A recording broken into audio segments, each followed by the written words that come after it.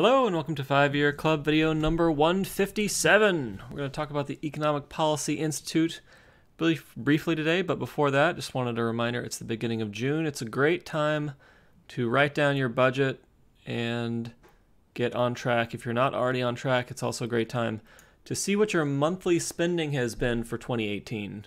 What's the average amount that you've spent each month, and what number do you want to target? So our first stop is Wikipedia, because I wanted kind of a less biased, or at least publicly revisable, description of the Economic Policy Institute. The Economic Policy Institute is a 501c3 nonprofit American think tank based in Washington, D.C. that carries out economic research and analyzes the economic impact of policies and proposals. The EPI describes itself as a nonpartisan think tank that seeks to include the needs of low and middle income workers in economic policy discussions. It is affiliated with the labor movement and is usually described as presenting a liberal viewpoint on public policy issues. The EPI has a sister organization, the EPI Policy Center, which is a 501c4. I don't know the difference between those.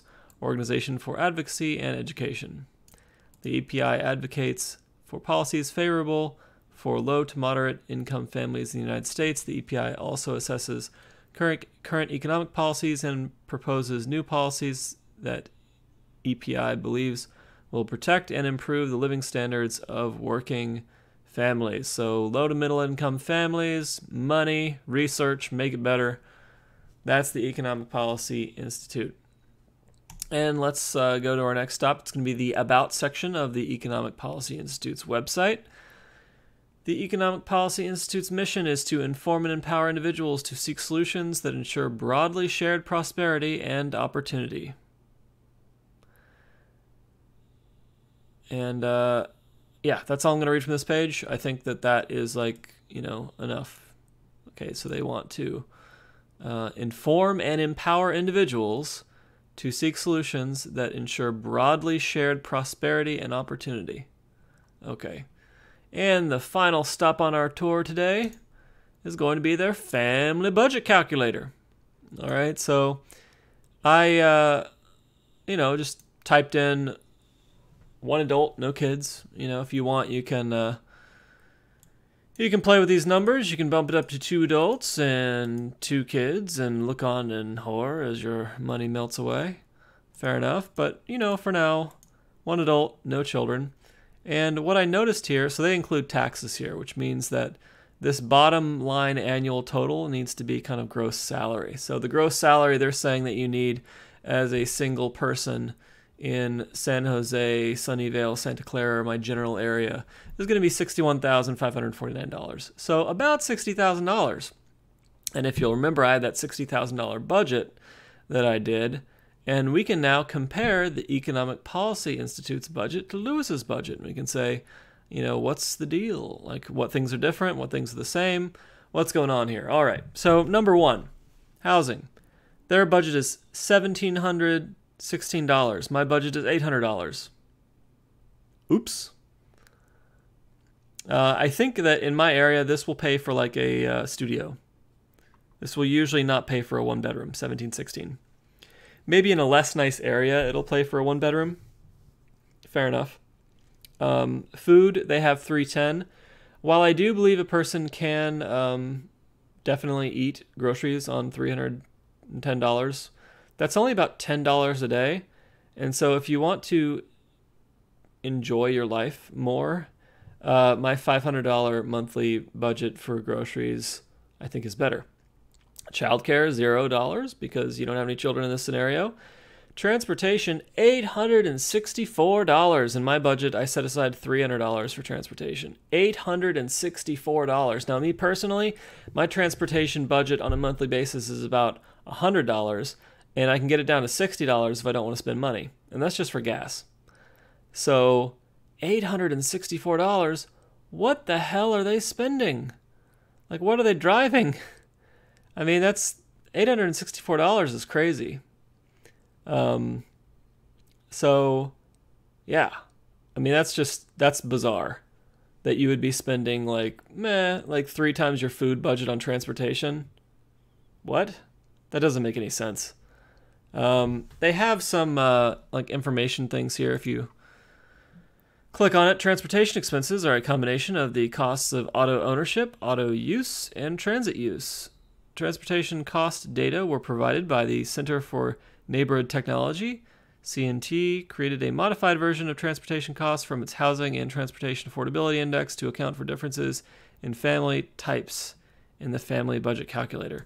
I don't know what that means exactly, but this is insane. $864. This is not helpful for anybody. You're spending more on a car in this budget than I had you spending on housing. And remember, this is just a single person. $864 for one person. That's crazy. Healthcare, $343. In my budget, I had you spending $200 on healthcare. In my budget, I also assumed that your work would cover most of your healthcare costs. This is really hard to say, I guess, because it depends on age. If you're older, you're more likely to be paying something that's higher. And then they have this other necessities category. Other necessities include apparel, personal care, household supplies, which include items ranging from furnishings to cleaning supplies to phone service, reading materials and school supplies. The costs of these items come from the Bureau of Labor Statistics Consumer Expenditure Survey and use data reported for households, and the second from the bottom fifth of households in the household income distribution. I had $500 of flex budget, so we can explain that. I also had $50 set aside for a phone, I believe, and I had $75 set for internet, maybe. I don't quite remember. So I can kind of see the flex budget in the utilities, electricity, fitting into other necessities. All right. I'm not too terrified of that one. And of course, taxes at $1,000. Everybody pays taxes. So yeah, you get to pay some taxes. All right. Now, given the mission of the EPI, right, that the Economic Policy Institute's mission is to inform and empower individuals to seek solutions that ensure broadly shared prosperity and opportunity, what might be missing from this budget that completely fails that mission? Bueller? Chirp chirp? I think it should be obvious if you're a regular on my channel. There's no savings in this budget. That is bizarre.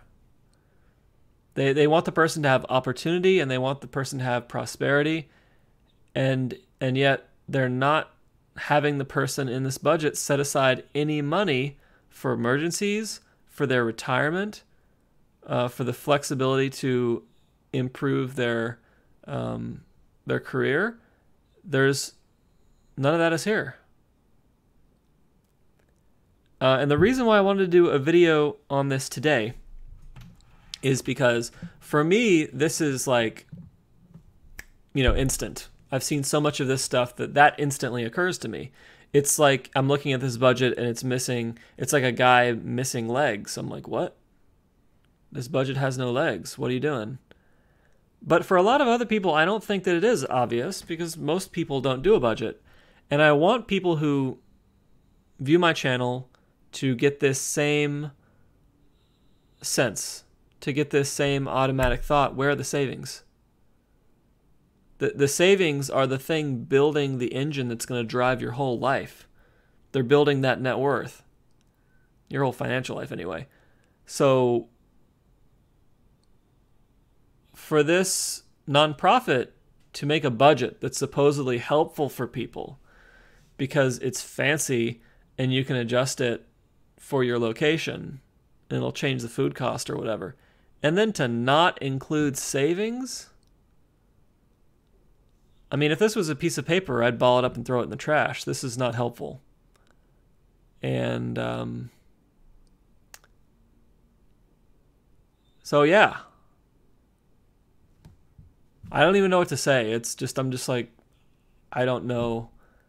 And I wonder if we compared like conservative nonprofits budgets to liberal nonprofits budgets, if there would be a difference in recommended savings. Or maybe EPI has some excuse of why they wouldn't include savings in this. Perhaps this is not actually meant for lower and middle income people to look at. Perhaps this is meant for other nonprofit people to look at. I don't know. But that's also not helpful. So, yeah, that's it. This is the world that we live in. People giving budget advice where there is no savings and therefore no financial future for the people following this budget. Okay, that's it for 5-Year Club video number 157. I hope you enjoyed it. Hope you will think about saving some money in June if you haven't already. I know that it is hot here in San Jose. It was 92 degrees today. Not a terrible time to think about your heat game plan, because air conditioning can really jack up those electricity costs, and that's no fun. But yeah, that's it. All right, have a fabulous evening.